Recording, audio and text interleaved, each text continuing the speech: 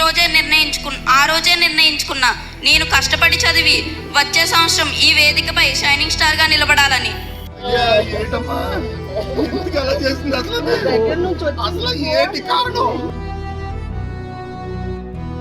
Welcome back to Suman TV. నేను మీ శివప్రసాద్. ఆ విద్యార్థిని మాటల్లో సృష్టత ఉంది, కళ్ళల్లో గొప్ప ఆశయాల వెలుగు ఉంది.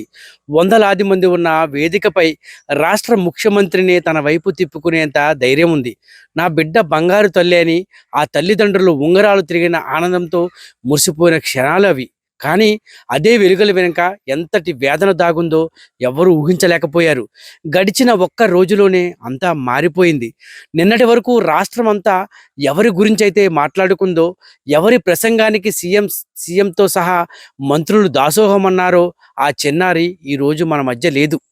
రంపచోడవరం కొండ కోణల్లో నిశ్శబ్దం అలుముకుంది. ముర్రం శివాని అనే 10వ తరగతి పాప ఇక ఎప్పటికీ రాని లోకాలకు వెళ్ళిపోయింది.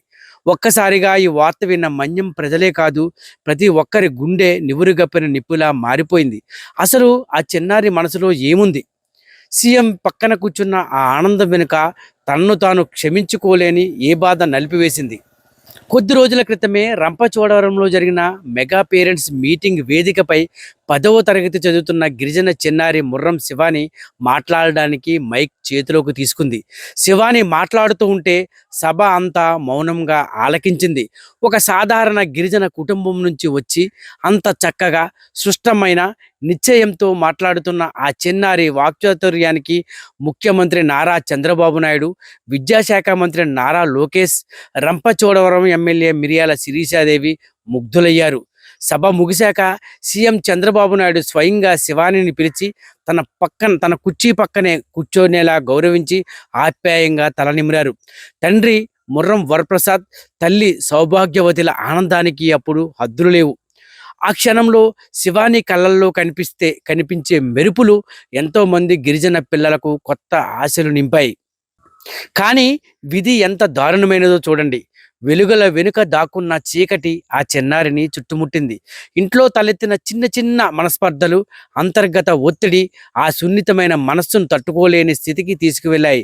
రంపచోడవరంలోని తన స్వగృహంలో శివాని ఉరివేసుకొని ప్రాణాలు తీసుకుంది. ఆ చిన్నారి వెళ్తూ రాసిన ఆ ఆఖరి లేఖ చదివితే ఎంతటి రాతి గుండైనా నీరైపోక మానవు. అమ్మా, నీ కోసం, డాడీ కోసం నేను చాలా కష్టపడదాం అనుకున్నాను. నువ్వు కలలు కన్న జీవితం నీకు ఇవ్వాలని అనుకున్నాను. కానీ నేను అనుకున్నది చేయలేకపోయాను. డాడీ, అమ్మ, నాకు బ్రతకాలని ఉంది, కానీ బ్రతకడం చాలా కష్టంగా అనిపిస్తుంది. నాకు బ్రతకాలని ఉంది అని రాస్తూనే ఆ పాప ప్రాణాలు తీసుకుంది. తల్లిదండ్రులకు సారీ చెబుతూ, అన్నయ్యను బాగా చదువుకోమని కోరుతూ, కుటుంబంలో అందరూ కలిసిమెలిసి ఉండాలని ఆఖరి కోరికగా కోరుతూ శివాని తనువు చాలించింది. ఈ ఘోర కలికాలపు వార్త వినగానే రంపచోడవరం గ్రామంలో శోకసంద్రంలో మునిగిపోయింది.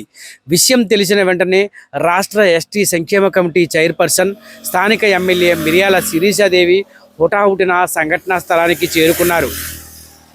శివాని భౌతిక కాయంపై పుష్పగుచ్చం ఉంచి అశ్రు నయనాలతో నివాళులర్పించారు. కన్నీరు మున్నీరవుతున్న తల్లిదండ్రులను, వరప్రసాద్ సౌభాగ్యవతులను ఆప్యాయంగా ఓదార్చారు. శివాని మృతి అత్యంత బాధాకరమని పేర్కొన్న ఎమ్మెల్యే ఈ ఘటనపై పూర్తి స్థాయి విచారణ చర్యలు చేపట్టాలని ఆదేశించారు.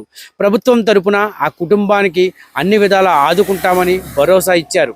ఇదే సమయంలో తమతో పాటు తరగతి గదిలో కలిసున్న సహచర విద్యార్థినులు శివాని మృతదేహాన్ని చూసి ఒక్కసారిగా కన్నీటి పర్వంతమయ్యారు. ఏదైతే మీ అందరికీ తెలుసు, రంపచోడవరంలో ఈరోజు చాలా విషాదకరమైనటువంటి సంఘటన జరిగింది. అదేంటంటే, మొన్న ఎవరైతే మన Rampachodavaram mega parent teacher meeting కి సీఎం గారు లోకేష్ గారు వచ్చి ఆ యొక్క కార్యక్రమంలో పాల్గొని స్వయంగా ఆయన పక్కన కూర్చోబెట్టుకొని మాట్లాడినటువంటి 10వ తరగతి శివాని అనేటువంటి ఒక పాప రాత్రి 11 సమయంలో ఇంట్లో ఉరేసుకోవడం జరిగింది. నిజంగా చాలా బాధాకరం. ఎందుకంటే ఈరోజు పిల్లల కోసం, పిల్లల భవిష్యత్తు కోసం ఎంతగానో ప్రోత్సహిస్తూ మన ఏజెన్సీ ప్రాంతానికి కూడా వచ్చి పిల్లలకి ఎంతో భరోసా ఇచ్చి, ఏజెన్సీ ప్రాంత ప్రజలు అన్న, విద్యార్థులు అన్న నాకు చాలా ఇష్టమని సీఎం గారే మాట్లాడినటువంటి పరిస్థితులు మీరు స్వయంగా చూశారు. అంత అప్రిషియేషన్ పొందినటువంటి అమ్మాయి తెలిసి తెలియని వయసులో తీసుకున్నటువంటి నిర్ణయం వల్ల ఈ రోజు ఆ బిడ్డ ప్రాణం పోయింది. తల్లిదండ్రులు రోధిస్తున్నటువంటి పరిస్థితులు మీరు స్వయంగా చూస్తూనే ఉన్నారు. నేను పిల్లలందరికీ ఒకటే తెలియజేస్తా ఉన్నాను, ఏమైనా ప్రాబ్లమ్స్ ఉంటే, ఏమైనా ఇబ్బందులు ఉంటే మీరు ఎవరికి చెప్పుకోవాలో తెలియకపోతే మీ ఎమ్మెల్యే మీకు ఉంది, ఇంటి దగ్గర కనీసం మా ఇంట్లో పోలీసులు కూడా ఆపరు. ఎవరైనా ఎనీ టైం ఇంటికి రావచ్చు. పొద్దున్న నుంచి నైట్ పడుకునేంత వరకు జనాలు వస్తూనే ఉంటారు. ఎవరికి ఏ ప్రాబ్లం ఉన్నా మాతో చెప్పండి. చెప్తే మా వంతు ప్రయత్నంగా ఖచ్చితంగా వాటిని పరిష్కరించడానికి నేను ఖచ్చితంగా ట్రై చేస్తాను. కాబట్టి పిల్లలు ఎవరు కూడా ఒకవేళ ఫెయిల్ అయిపోయానో అనో, లేకపోతే పాస్ పర్సెంటేజ్ తక్కువ వచ్చిందనో, ఇతర కారణాలు ఎవరైనా అబ్బాయిలు ఏడిపిస్తున్నారు, ఫ్యామిలీలో ఇబ్బందులు ఉన్నాయి, ఇవేమున్నా సరే దయచేసి మాకు తెలియచేయండి. ఇలాంటి నిర్ణయాలు తీసుకొని మొత్తం ఈరోజు ఆ పాప తీసుకున్నటువంటి ఆ నిర్ణయం వల్ల రంపచోడవరం అంత విషాద ఛాయల్లోకి వెళ్ళిపోయింది. ఎందుకంటే అయ్యో ఎంతో మంది సీఎం గారి పక్కన ఫొటోస్ కోసము ఎదురు చూస్తున్నటువంటి పరిస్థితుల్లో ఆ పాపకి మంచి అవకాశం, స్కూల్లో మంచి యాక్టివ్గా ఉంటుంది, బాగా చదువుతుంది అని చెప్పి మరీ ఎంచి ఆ అమ్మాయిని తీసుకొచ్చి సీఎం గారి పక్కన కూర్చోబెట్టి ఆ అమ్మాయితో సీఎం గారితో మాట్లాడించడం.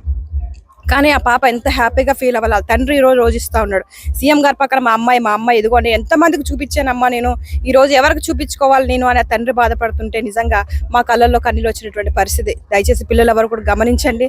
ఇలాంటి నిర్ణయాలు తీసుకునే ముందు ఒక్క క్షణం ఆలోచించి, మా ఎమ్మెల్యే గారు ఉన్నారు, ఒక విషయం ఆమెకు తెలియజేస్తే ఖచ్చితంగా సమస్య పరిష్కరిస్తారేమో అని ఒక్క నిమిషం ఆలోచించి నిర్ణయాలు తీసుకోండి అని దయచేసి మిమ్మల్ని అందరినీ నేను మనవి చేస్తూ ఉన్నాను. శివాని కథ మనకు ఒక చేదు నిజాన్ని నేర్పుతుంది. చిన్న పిల్లల మనస్సులు చాలా సున్నితమైనవి. వారు ప్రశంసలు అందుకున్నప్పుడు ఎంత ఆనందిస్తారో, అంతర్గత ఒత్తిడికి గురైనప్పుడు అంతే త్వరగా కుంగిపోతారు. మనం సాధించే విజయాల కంటే మన ప్రాణం, మన జీవితం చాలా విలువైనవి. క్షణికావేశంలో తీసుకునే ఒక తప్పుడు నిర్ణయం కన్నవారికి జీవితాంతం కోలుకోలేని శోకాన్ని మిగులుతుంది. పిల్లలతో నిరంతరం మాట్లాడుతుందాం, వారి భయాలను, భావాలను పంచుకునే వాతావరణాన్ని ఇంట్లో సృష్టిద్దాం. అందరి మెప్పు పొంది అకాలంగా దూరమైన ఆ చిన్నారి ముర్రం శివాని ఆత్మకు శాంతి చేకూరాలని మనస్ఫూర్తిగా కోరుకుందాం. కెమెరా పర్సన్ దుర్గాప్రసాద్తో శివప్రసాద్, సుమన్ టీవీ, రంపచోడవరం నియోజకవర్గం.